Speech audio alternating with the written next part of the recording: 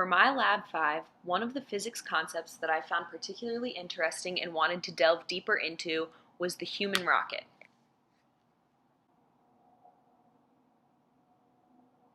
In this lab, I am observing the motion of Felix Baumgartner as he jumps out of an aircraft at 38,969 meters in the air. His goal was to break the speed of sound in freefall. I will be utilizing Newton's second law, the momentum principle, and drag forces due to air resistance. A few important equations are listed below. I found a very helpful source online that compiled all of the data from Baumgartner's jump into an Excel file, so that's where I will be obtaining my experimental data.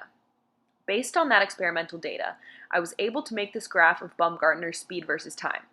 You probably observed that this is a very irregular curve, and not what you would typically expect to see in a freefall situation. I will discuss the reason why later in this report. I decided to code the expected track of Baumgartner's motion and compare it to the experimental track. Here you can see I initialized the position to reflect the altitude at which Felix jumped, initialized the time, and then set a few constant variables. I found the combined mass of Baumgartner and his protective suit and gear online and defined gravity. I defined the weight force as mass times the force of gravity, as we know, and then defined the drag force as negative b times the velocity squared. B is a proportionality constant that I had to guess and check to find, and it changes throughout the loop because air density changes as you move through the atmosphere. Finally, I used Newton's second law on lines 48 and 50. This velocity versus time graph is the result of my code.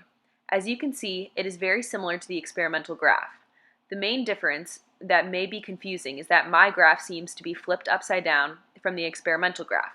This is because the experimental graph is just a speed versus time graph instead of a velocity versus time graph, so it doesn't take direction into account. If I were to flip the other graph upside down, you'd be able to see the similarity. Now, let's discuss why this curve is so abnormal.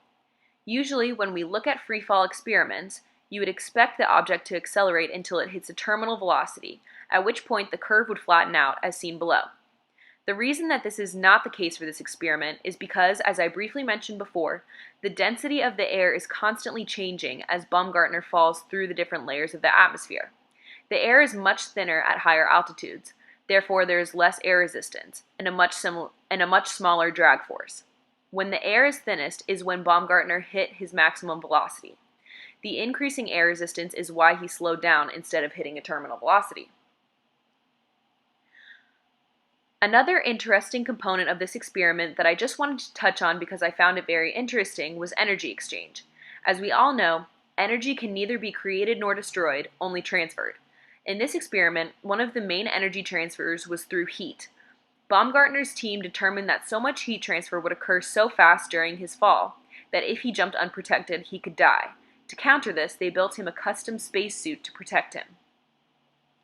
Overall, Baumgartner's experiment was a success. His maximum velocity was 377.12 meters per second, and the speed of sound is about 343 meters per second, so he was the first man to break that boundary. Thank you for watching.